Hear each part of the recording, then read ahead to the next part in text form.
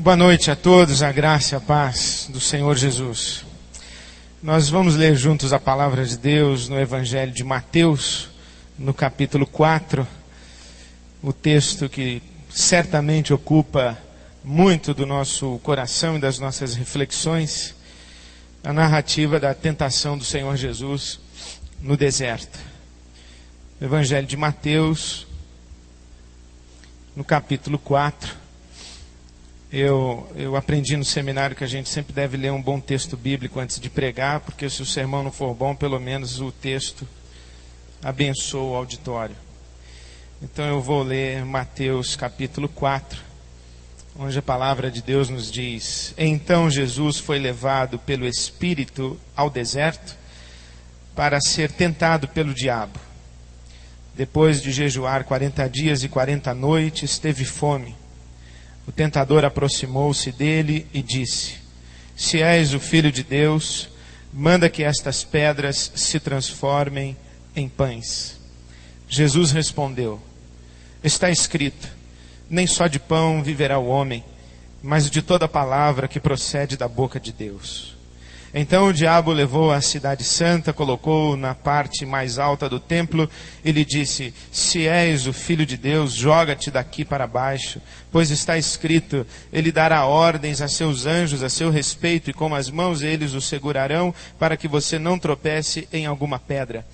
Jesus lhe respondeu: Também está escrito, não ponha à prova o Senhor, o seu Deus. Depois o diabo o levou a um monte muito alto, e mostrou-lhe todos os reinos do mundo e o seu esplendor. E lhe disse: Tudo isto te darei, se te prostrares e me adorares. Jesus lhe disse: Retire-se, Satanás, pois está escrito, adore o Senhor, o seu Deus, e só a ele preste culto. Então o diabo o deixou, e anjos vieram e o serviram. Este texto me vem ao coração por algumas razões. Primeiro, porque ele trata de questões essenciais a toda a raça e das tentações matriciais com as quais nós convivemos desde Adão. Imagino que você já deve ter percebido que estas tentações estiveram presentes no Éden, porque a tentação fala de fome, fala de orgulho e vaidade, fala de controle, de soberba, fala de desejos, fala de anseios. E no Éden, a serpente joga as suas sementes tentadoras com as palavras e vai trabalhando o coração da raça. E a narrativa do Gênesis diz que aquela árvore do conhecimento do bem e do mal tinha uma fruta, ou um fruto, agradável aos olhos, bom para se comer, e que poderia conduzir o homem a ser igual a Deus. Eu vejo um paralelo interessante, que esse texto se encontra na experiência própria de Jesus, mas ele está lá no Gênesis e está também na primeira carta de João.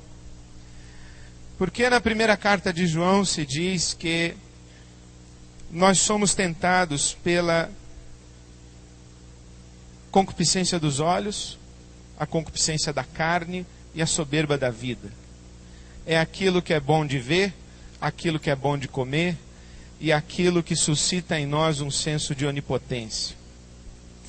De modo que essa narrativa da tentação de Jesus não é tão somente uma tentação de Jesus, mas é a tentação de todos nós em Jesus. Por isso é que entendo que esta narrativa de tentação é o registro de uma tentação matricial que alcança todos nós. Mas a segunda razão pela qual esse texto me vem ao coração é que, por ser tentação matricial, universal,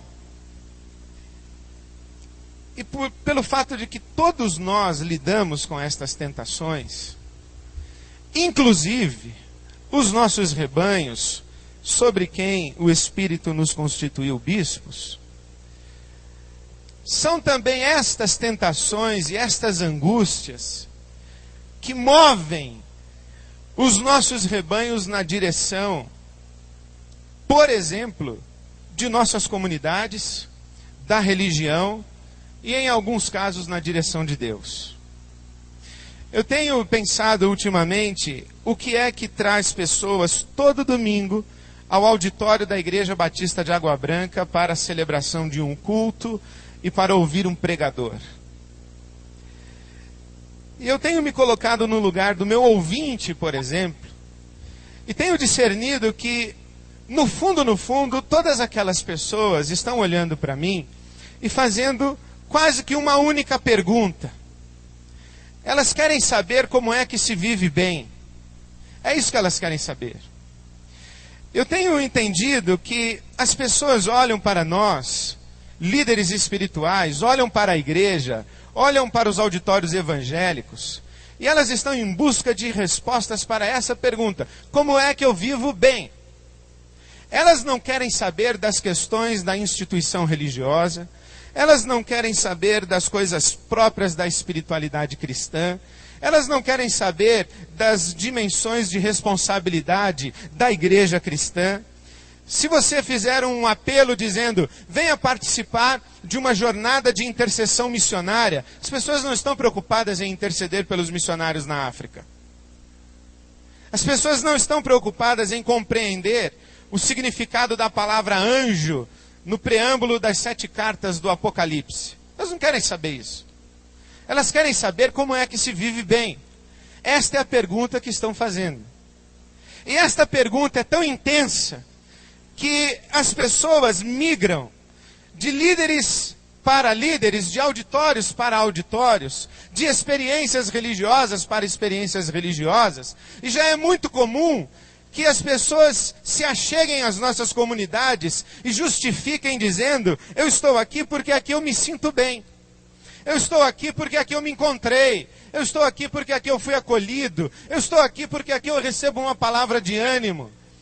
Nós já não estamos lidando com as categorias doutrinárias, com os compromissos de sujeição ao Senhor Jesus e a radicalidade do discipulado.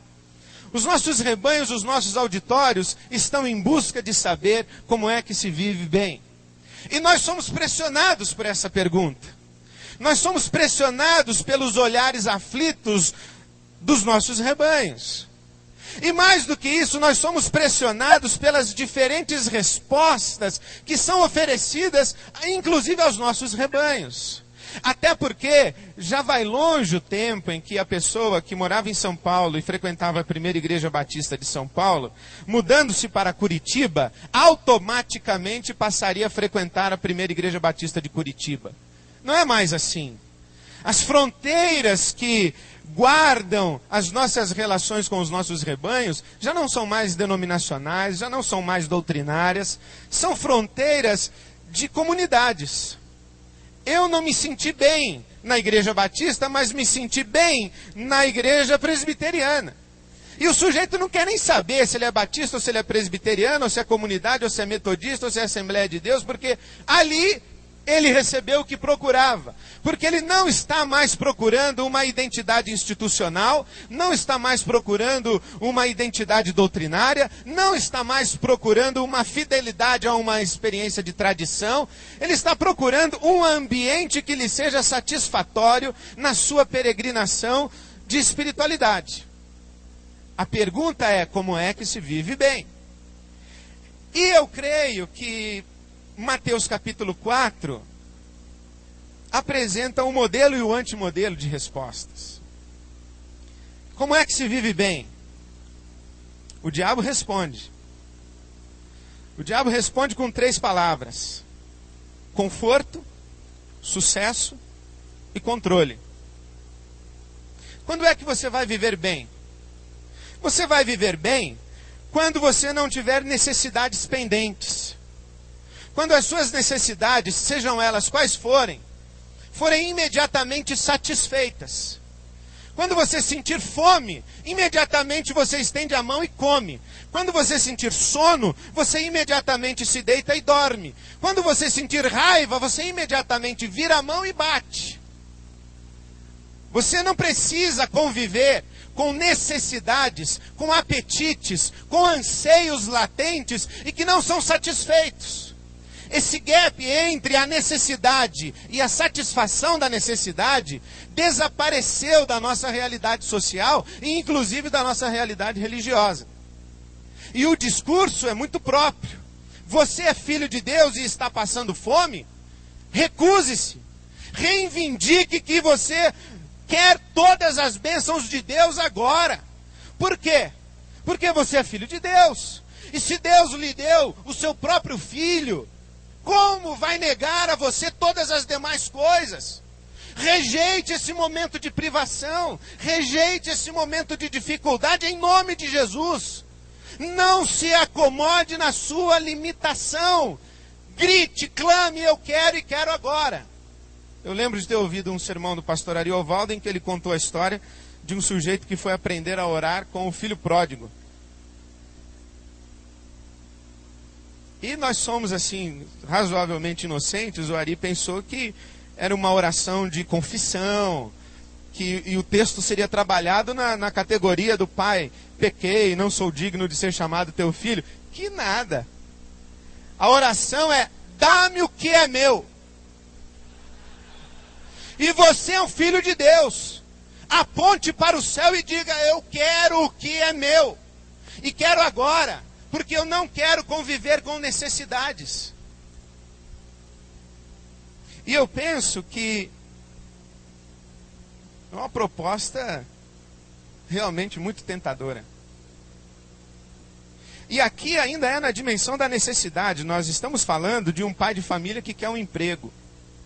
Nós estamos falando de uma mãe que quer o seu filho longe das drogas. Nós estamos falando de um homem, de uma mulher numa crise conjugal. Dá-me o que é meu. Eu não aceito essa situação de privação. Eu quero voltar ao status onde as circunstâncias me são todas favoráveis. Igual conforto. Segundo,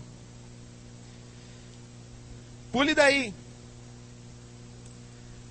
Pule aí do alto, porque já que você quer trabalhar com a palavra, o diabo diz a Jesus: eu também sei a palavra. E cita o Salmo 91. Dará ordens a seus anjos a seu respeito, e com as mãos eles o segurarão, para que você não tropece em alguma pedra. Mas o padre Vieira disse que a palavra de Deus usada em sentido diverso, aquele pretendido por Deus ao proferi-la, não é palavra de Deus, é palavra do diabo. E mesmo quando a abordagem cita versículos, não significa que a abordagem é bíblica. Uma casa se faz com tijolos, mas um amontoado de tijolos não é uma casa. Um discurso cristão se faz com textos bíblicos, mas um amontoado de textos bíblicos não é necessariamente um discurso cristão. Na boca do diabo ficou bem provado. Pule daí. Você vai se tornar o centro do mundo. O céu vai parar. Deus vai se levantar aflito do seu trono, ordenar aos anjos de imediato, todo mundo vai olhar para você. Faça um espetáculo pirotécnico. Deixe Jerusalém de boca aberta. Você não quer atrair todos para você? Então atraia dessa maneira. Pule daí. Sucesso. Acho bastante interessante. A palavra do diabo é: você é mesmo filho de Deus? Bom, então, onde estão os fenômenos que acompanham a sua identidade? Onde estão os sinais e os milagres que acompanham a sua identidade? E eu fico imaginando quão agradável aos nossos olhos O pregador que chega no púlpito e diz: não aceite esse momento de privação. Não conviva com necessidades não satisfeitas. E ao mesmo tempo diz: nós não admitimos mais igrejas frias, igrejas mornas, onde o milagre de Deus não acontece, onde a ação do Espírito Santo não estremece paredes, onde as pessoas não sejam tocadas pelo poder de Deus a cada domingo. Nós queremos o poder de Deus aqui, agora e sempre. Nós queremos evidências de que Deus está conosco. Nós queremos o Espírito aqui na nossa igreja. Vamos orar, irmãos. Nós vamos nos ajoelhar aqui. Nós só vamos sair daqui dessa jornada de oração quando Deus sacudir esse templo. Afinal, somos filhos de Deus. Vamos pular e os anjos vão nos socorrer. Terceiro, tudo isso te darei se prostrado me adorares. Aqui é mais explícito, né? Os apelos nos momentos de contribuição financeira das nossas igrejas nos deixam corados. E esta relação de barganha fez com que colocassem na boca de Deus aquilo que em Mateus 4 está na boca do diabo. E nós temos base bíblica, né? Pior é isso. Aquele que muito semear, muito colherá. Dê, e Deus te devolverá. Boa medida, sacudida, recalcada, transbordante, e por aí vai.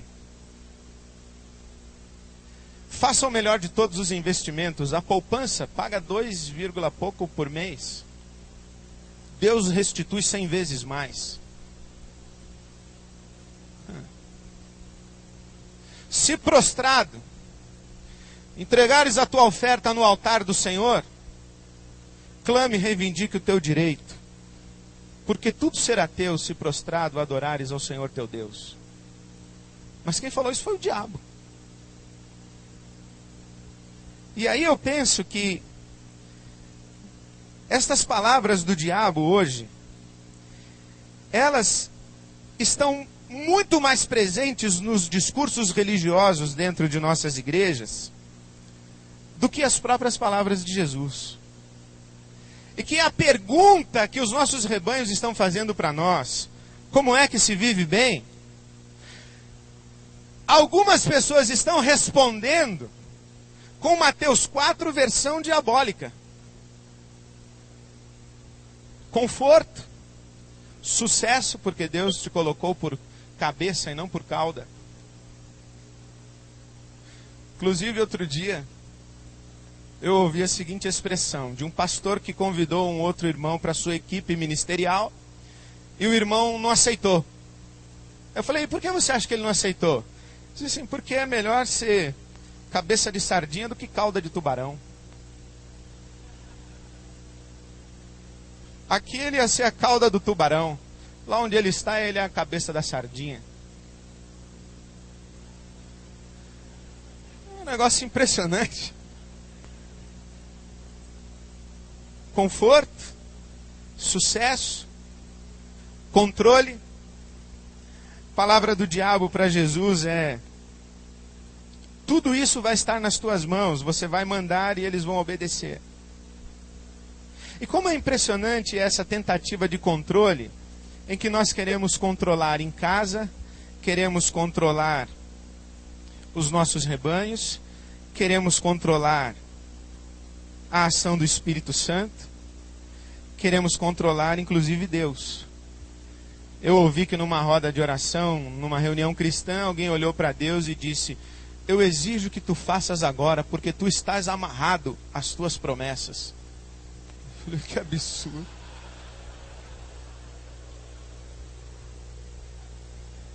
Estes todos os reinos são inclusive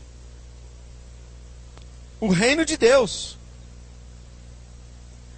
onde nós vamos invadindo e dando ordens. E nós temos os nossos auditórios superlotados de pessoas que estão ouvindo esta mensagem. Junte-se a nós, porque no momento em que você se juntar a nós, todas as suas necessidades serão satisfeitas. Junte-se a nós, Porque no momento em que você se juntar a nós, Deus vai fazer de você um sucesso e vai levantar você para os lugares altos da sociedade, para que você seja honrado. Deus vai honrar a sua fé. Junte-se a nós, porque o Espírito Santo vai estar sobre você e você vai adquirir controle sobre tudo. A autoridade de Jesus vai estar na sua vida e todos os reinos serão dominados por ti. Junte-se a nós e tudo isso será teu, se prostrado adorares a Deus. Conforto, sucesso e controle. Eu me pus a pensar como é que isso nos afeta como pastores, como líderes.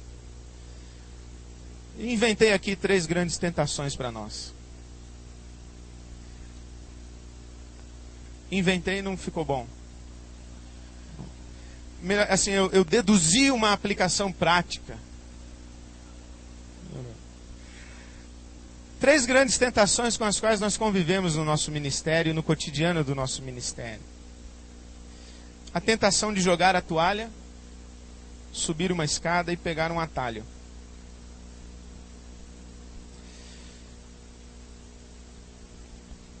Por quê? Porque por vezes no ministério nós temos fome.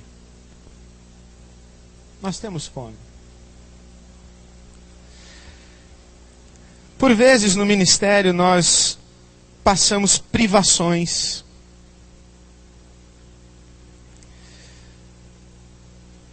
Eu conversei com um irmão aqui esses dias,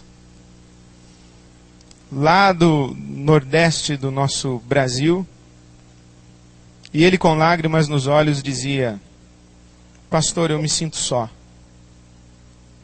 Eu não tenho amigos. Ele não queria um carro, um templo grande. Ele não queria uma mansão. Não queria uma mesa farta. Ele só quer um amigo. Um amigo. Mas eu não tenho. E que impressionante é a nossa atividade pastoral, que a gente vê os marmanjos chorando. E se constrange. Como um pastor meu amigo que disse que o sonho do seu filho era fazer um curso de pilotagem. E que naquela noite ele teria que avisar ao filho que não seria possível. E que ele teria que arrumar um outro sonho para a sua vida. Porque mal ele tem dinheiro para sustentar a sua família, que dirá para pagar um curso de pilotagem para o filho. Mães que ouvem uma palavra singela de uma criança pedindo um saquinho de bala, um carrinho de montar, e tem que dizer: quando a mamãe tiver dinheiro, a mamãe compra. Quando o papai tiver dinheiro, o papai compra. E aí não tem. E aí a gente começa a desenvolver esse raciocínio de que nós não estamos pedindo nada demais. Nós só estamos pedindo um pouquinho de dignidade. Só estamos pedindo a possibilidade de não ficar a vida inteira usando as roupas que ganhamos de presente, usadas pelas pessoas da nossa igreja que nos querem bem. É só um pouquinho de dignidade. Eu não sei quem eu estava lendo outro dia, o cidadão disse o seguinte: que qualquer pessoa que consegue pastorear uma igreja com êxito, poderia ter êxito em qualquer outra atividade profissional, ganhando mais e com menos pepino.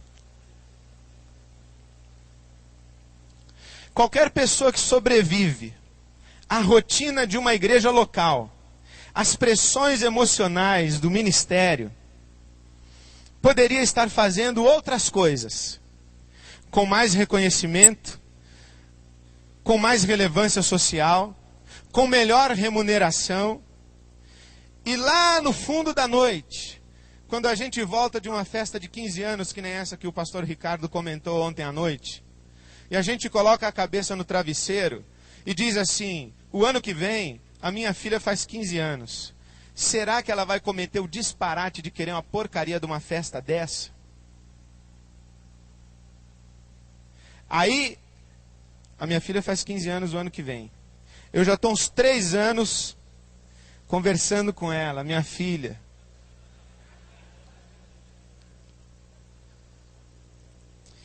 Mas sabe que eu não estou falando com ela com um discurso de o papai não tem dinheiro para lhe dar uma festa dessa. Eu estou conversando com ela dizendo, esta é a melhor maneira de você glorificar a Deus nos seus 15 anos. Esta é a melhor maneira de você testemunhar os valores da sua vida aos seus amigos e amigas de escola nos seus 15 anos. Eu tenho tentado conversar isso com ela. Mas eu não sei o quanto das minhas palavras penetram no coração e na cabeça dela. Porque as pressões, as angústias, aí eu falo com ela e vou para o quarto e converso com a minha esposa e ela diz assim, e aí, como é que foi a conversa com ela? Eu falei, eu não sei, agora ela está lá no quarto dela processando. E aí, quando a gente acaba de falar numa festa de 15 anos, o que o Ricardo disse ontem à noite, a gente senta e o diabo fala assim, pô, mas que papel você está se prestando, rapaz? Você não tem coisa mais importante para fazer, mais relevante para fazer? E aí a gente começa a conviver com essas tentações de desista. Levante-se, transforme pedras em pães, você é capaz. Você tem valor. Abandone essa vida de dependência dessa gente. Construa a sua dignidade da sua família. E construa rápido, porque hoje esse pessoal te ama, amanhã vai te dar uma facada nas costas. Deixa a tua filha engravidar adolescente para você ver para onde você vai parar. Hoje você é abnegado pela sua igreja. Amanhã, quando você estiver velho, vai vir uma outra figura com uma banda melhor e você está fora. Então faz o teu futuro agora. E aí a gente fica ouvindo isso e dá vontade mesmo de jogar a toalha e transformar as pedras em pães e cuidar da vida da gente. Isso é uma grande tentação. Segunda, subir uma escada. Pula daí. Seja um sucesso. Faça uma carreira. Conquiste. Realize. Empreenda. Faça coisas grandes. Materialize a sua capacidade, o seu potencial. E eu convivo muito com essas realidades e eu penso nos irmãos que têm um ministério itinerante. Que pregam em todos os cantos desse Brasil, mas nunca estão lá para ver o fruto de seu trabalho. Pregam e não sabem o que acontece depois. Ministram e não sabem o que acontece depois. Nunca vem o fruto. Quando a gente é pastor de igreja local, a gente vai convivendo com essas tentações de materializar potencial, de construir uma carreira exitosa e que possa testemunhar de nossa capacidade, que possa ser uma evidência do nosso sucesso. Aí a gente implanta uma visão. Aí a gente faz a receita da igreja crescer. Aí a gente dá uma reformada na casa pastoral. Aí depois eu vou lá pregar na sua igreja e você fala assim, quando eu cheguei aqui a igreja não tinha nem casa pastoral, hoje já temos até uma Kombi. A secretaria aqui era numa salinha lá no fundo, olha, hoje temos máquina de xerox, temos aqui um computador de última geração. O fruto do trabalho vai sendo materializado. Vai sendo evidenciado o sucesso. E nós convivemos com essa tentação, sim. Outro dia eu estava lendo esse projeto novo da NASA para Marte. O comandante do projeto disse o seguinte, o lema é, mais rápido, mais barato e melhor. Eu falei, que coisa boa para definir essa cultura. A nossa cultura. Eu quase que diria cultura americana. Mais rápido, mais barato e melhor. Mas não é americana, é a nossa cultura.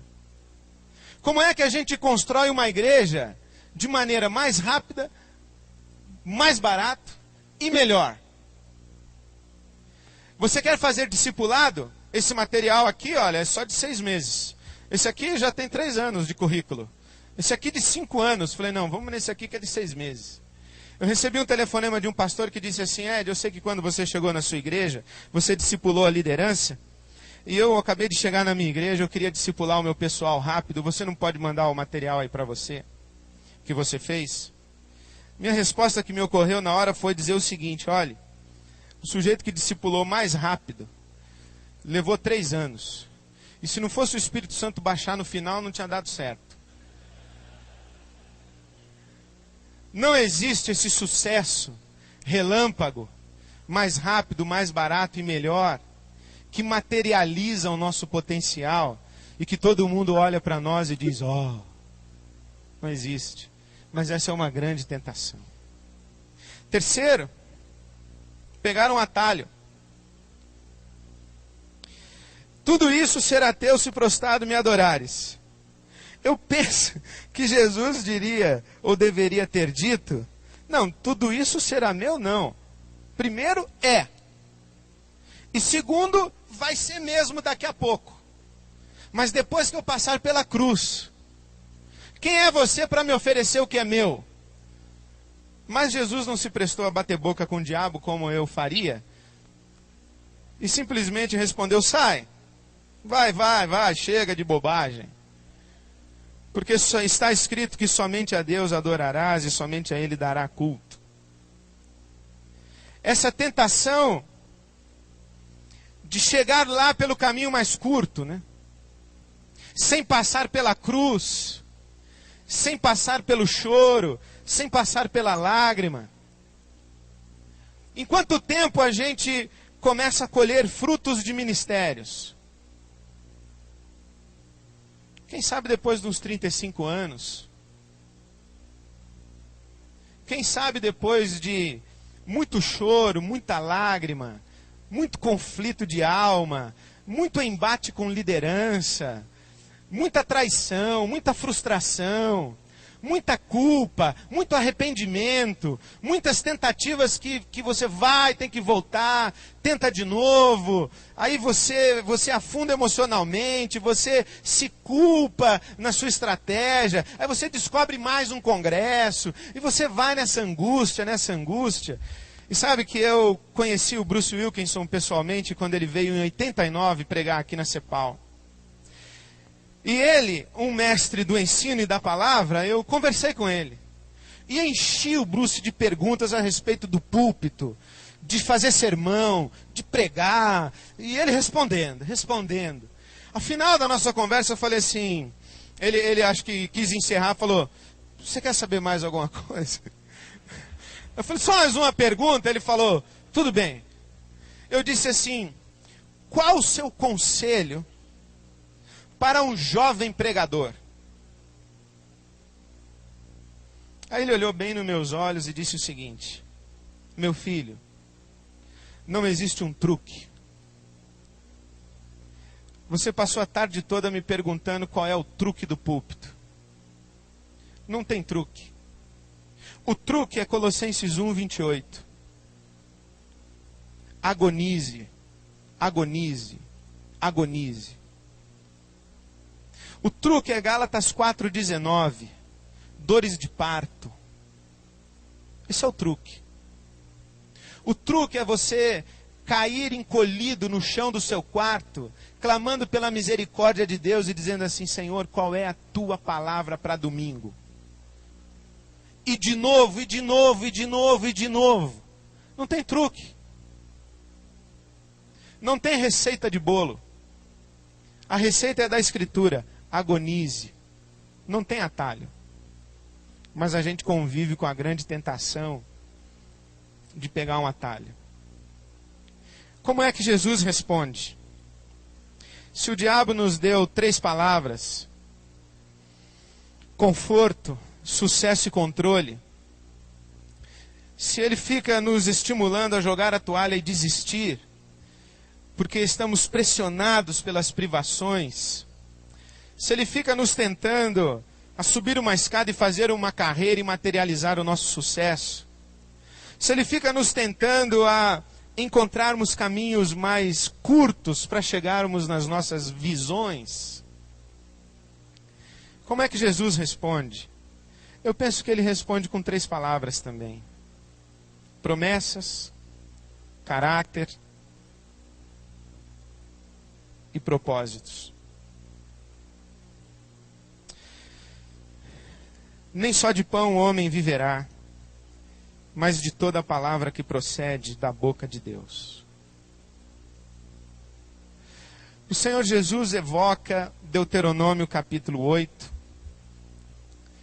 no momento em que o povo está no deserto, com as suas privações. E Jesus cita que nem só de pão o homem viverá, mas de toda a palavra. O que quer dizer essa palavra? Eu tenho para mim que são as promessas. Quando atravessamos os nossos períodos de privação, de necessidade de um amigo, de necessidade de pão, de necessidade de uma segurança para um futuro, nós só temos em alguma coisa que nos agarrar, que é a promessa de Deus para nós. Deus fez um pacto conosco. Quando Ele nos tirou do Egito, das trevas e nos trouxe para a luz, Ele prometeu que cuidaria de nós em cada passo do caminho. Não deixaria a nossa sandália gastar, a nossa roupa queimar, e estaria conosco. Como é que vivemos hoje? Vivemos da força do nosso trabalho, vivemos do êxito do nosso ministério, vivemos do reconhecimento de nossas igrejas, ou vivemos da fidelidade de Deus que cumpre as suas promessas, porque o Deus que não pode mentir, prometeu. Como é que viveremos no futuro? Viveremos da força do nosso trabalho, do êxito dos nossos ministérios, do reconhecimento de nossas comunidades? Ou viveremos das promessas de Deus e da fidelidade de Deus, que vai cuidar de nós em nossa velhice? Como é que viveremos? Em que nos agarramos na hora da necessidade?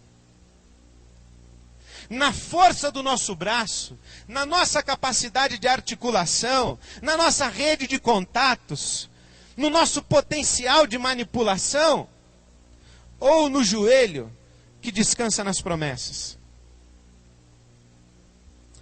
Aqui me parece que Jesus está dizendo: eu consigo conviver com necessidades não supridas, porque eu espero o melhor de todos os pães, que é o pão que o Pai tem para me dar. No reino de Deus, nós não vivemos de conquista, nem da nossa produção, nós vivemos da dádiva e da graça. Eu não preciso me levantar para transformar pedras em pães. Eu não vivo de performance, eu vivo da graça. Eu vivo da provisão de Deus. Eu vivo do que Deus me dá e sempre vai ser assim. E eu preciso crer, e assim creio, que o Senhor sustenta os seus com o melhor dos trigos, o trigo mais fino, e com o puro mel. Eu fico a considerar que Jesus se apega na palavra proferida de Deus para ele, e consegue compreender que com necessidades não satisfeitas, ele consegue viver. O que ele não consegue viver é sem a intimidade com o Pai. O que ele não consegue viver é sem o pão do céu. O pão de trigo ele consegue viver sem ele, mas sem o pão do céu ele não consegue viver. Da mesma forma, me parece nós que no nosso dia a dia precisamos ir ao quarto, apresentar as necessidades e descansarmos nas promessas. Segundo, o Senhor Jesus nos dá a palavra caráter. Não colocarás o teu Deus à prova. Não tentarás o Senhor teu Deus. Não exigirás de Deus evidências. Não exigirás de Deus sinais de aprovação da tua identidade e do teu ministério. Basta a palavra pronunciada de Deus: tu és o meu filho amado. Basta essa. Nós não andamos por evidência de poder, nós andamos por fé, não andamos por vista. E sabe que eu tenho imaginado que é preciso mais fé para conviver com o silêncio de Deus do que para conviver com as manifestações do poder de Deus. É preciso conhecer a Deus muito mais para atravessar com Ele um deserto e um vale de sombra da morte do que um avivamento. É preciso ter muito mais intimidade com Deus para conviver no dia das pequenas coisas de uma comunidade nascente do que numa comunidade gigante com todos os recursos. Eu acho que é assim. É o caráter de Deus que nos sustenta. Não são as evidências. Nós temos conversado aqui esses dias todos a respeito desta grande tensão que envolve os nossos ministérios hoje. A tensão entre o modelo institucional, gerencial, metodológico e o modelo relacional, pastoral e devocional. Esse pêndulo que vai e que vem. Mas eu aprendi recentemente que há 3 dimensões de compreensão e de discernimento da realidade. A primeira é do problema. A categoria do problema é onde todas as coisas são passíveis de classificação, passíveis de conceituação, onde nós entendemos as coisas, onde nós manipulamos as coisas, onde nós consertamos as coisas. Elas têm lógica, elas têm começo, meio e fim. Nós sabemos onde e em que parte do processo falhou. Ah, você tentou implantar assim na sua igreja e não conseguiu, não deu certo. Me diz aí como você fez, que eu vou te dizer em que passo da estratégia você fez errado. Essa é a dimensão do problema. Outro dia eu estava numa igreja, um pastor disse que queria que eu olhasse a linha de montagem dele. Aí eu falei, linha de montagem do quê? Do crente ideal.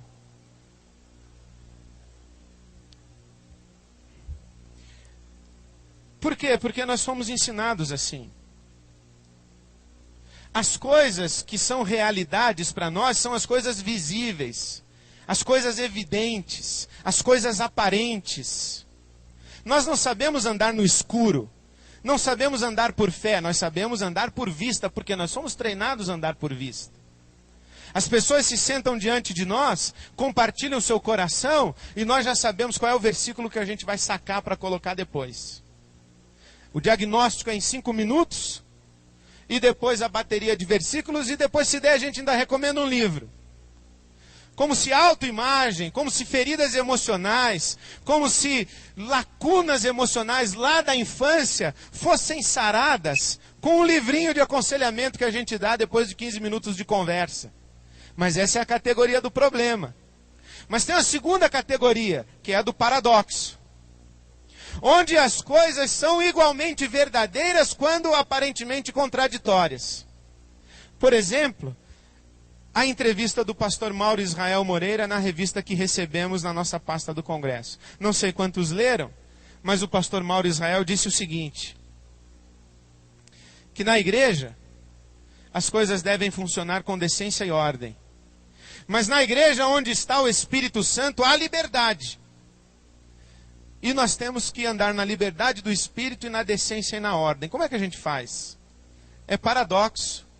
Como é que a gente ensina para um seminarista a andar na liberdade do Espírito, na integridade da palavra, com decência e com ordem? Que apostila a gente dá para esse irmão? Que fita cassete a gente dá para ele ouvir? Que cursinho de tarde de encontro de CEPAL ele pode fazer para aprender a andar com decência e ordem na liberdade do Espírito e na liberdade do Espírito com decência e ordem? Não dá, né?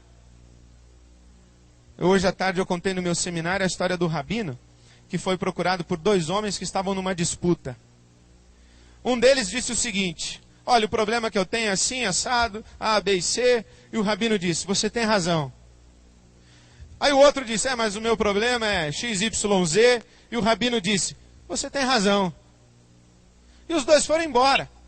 A esposa do rabino que estava ouvindo disse assim, olha, com todo respeito, o senhor me dá licença, mas Como é que os dois podem ter razão ao mesmo tempo? E ele virou-se para ela e disse: você tem razão.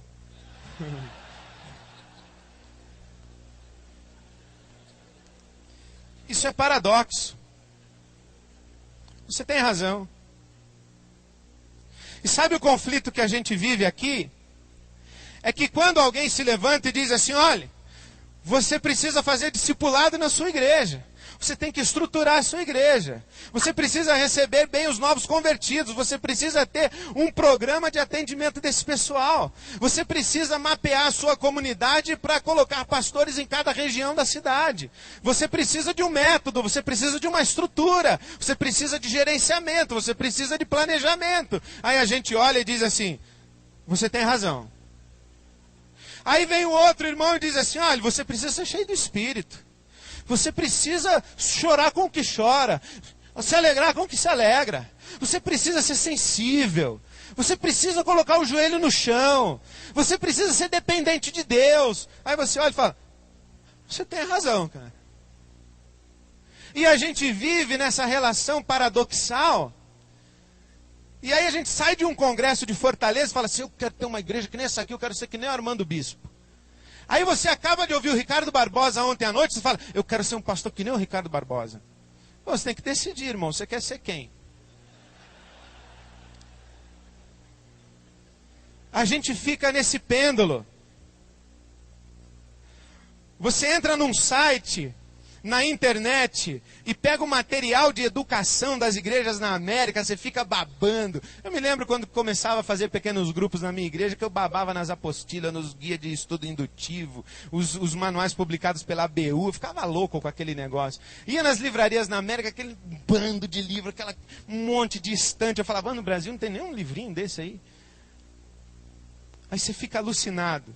Aí depois você aprende: não, coloca teu joelho no chão que Deus vai te dar a palavra. Eu falei: é verdade, eu não preciso desses livros todos aí, desses americanos não, para traduzir aqui, tudo descontextualizado.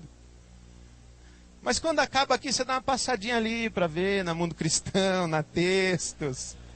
Fala: escuta, o Eugene Peterson publicou alguma coisa nova aí.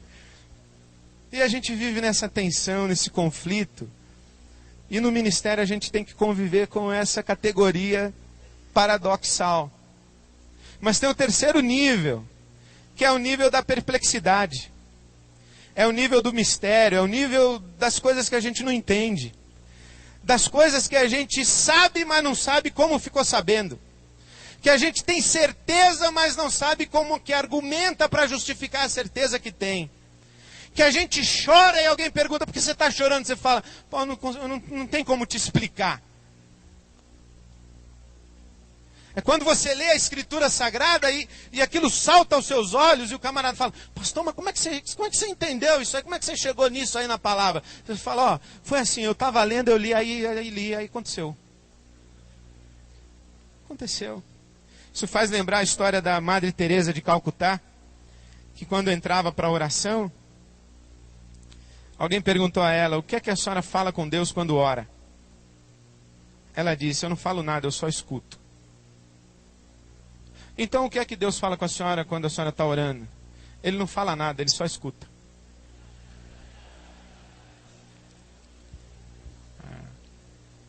Porque algumas dimensões da vida estão para além daquilo que é codificado, daquilo que é compreensível, daquilo que é racionalizado, explicado, categorizado, manipulado e administrado. E as realidades das nossas comunidades e do ministério pastoral estão muito mais na categoria do paradoxo e da perplexidade do que do problema. Conviver com pessoas. Nós estamos lidando muito mais com o oculto, com o misterioso e com o conflitante do que com o exato, com o matemático, com o lógico. Porque nós somos para falar a respeito de Deus. Nós somos para falar a respeito de gente. Nós somos para falar a respeito da palavra. Nós somos para falar a respeito de oração. Nós somos homens e mulheres para orar. Nós somos homens e mulheres para louvar a Deus e entrar em adoração. Não ficar cantando em auditório. Não, entrar em adoração é outra categoria. É muito diferente. E aí vem o diabo e diz assim, materialize. Fala, não dá, meu filho. Não, meu filho não, desculpa. Tu falha, né? Jaziel, você não vai usar isso. Em nome de Jesus, você não vai usar isso. Materialize. Faça uma charge. Eu me recuso, eu não faço charges. Eu não materializo as coisas. Eu ando na dimensão do paradoxo, do mistério. Dê evidência às coisas, não. O ministério está em outra categoria. Daquilo que não é evidente, daquilo que a gente anda pela fé. A gente vai conhecendo a Deus e o caráter de Deus e simplesmente vai descansando à medida que conhece, conhecendo à medida que descansa, e eu não preciso sacudir parede e causar frição em auditório para saber que a minha igreja é cheia do Espírito. Quando a parede sacode e o auditório entra num frisson, eu gosto. Mas eu não preciso disso e dessa adrenalina realimentada toda hora para saber que eu sou filho amado de Deus e que Ele tem prazer em mim. E que aquele povo a quem eu ministro é corpo de Cristo, comprada pelo sangue do Cordeiro, igreja do Deus vivo. Eu não preciso disso. Já está dito por Deus, e isso me basta. Por último, propósitos. É como se Jesus dissesse ao diabo, eu não vim aqui disputar terreno contigo. Eu não vim aqui disputar propriedade de reino nenhum contigo. Eu não vim aqui sequer para lhe dar satisfações. Eu não vim aqui sequer numa batalha contigo. Inclusive, não quero nem prestar atenção em você. Eu vim aqui para cumprir um propósito do meu Pai. Porque a minha comida e a minha bebida é fazer a vontade daquele que me enviou. Enquanto eu ando nessa terra, eu não estou olhando para você, para o que você diz, para o que você faz, para o que você fala. Eu estou olhando para o céu. Porque eu vim aqui cumprir um propósito dele. Porque eu só adoro a Deus. E só presto serviços a Deus, o meu Pai. A minha relação é lá em cima. É a Ele que eu satisfaço em justiça. É ao coração dele que eu quero satisfazer com a minha vida e com a minha ministração. Eu vim aqui cumprir um propósito eterno. Eu não vim aqui disputar reino de mundo com ninguém. E que interessante se nós assimilarmos isso no nosso ministério pastoral. Quão libertador não será você sair daqui com um discernimento de qual é o propósito de Deus na sua vida. Porque nenhum de nós consegue encerrar todos os propósitos. Por isso é que é o corpo de Cristo quem é a expressão de Cristo no mundo. E aí nós precisamos de alguém que puxe o pêndulo para um lado, aí outro alguém que puxa o pêndulo para o outro lado, de outro alguém que fala, volta, e assim nessas tensões.